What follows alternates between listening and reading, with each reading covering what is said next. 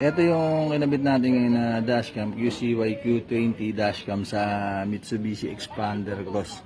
Ayan, bali dito ko nilagay yung back camera niya sa loob. Ayan, ito yung back camera niya.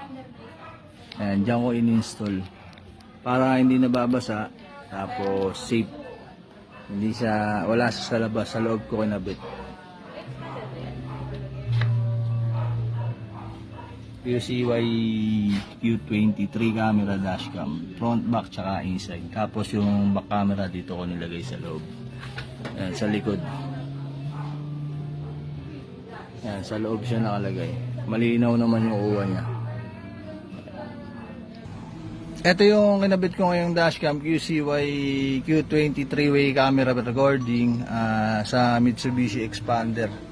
Yan, triple camera yung kinabit natin, front, back, tsaka inside. Yan, ito yung front camera niya, back camera, tsaka inside. Tatlong camera na siya, sabay-sabay nagre-record.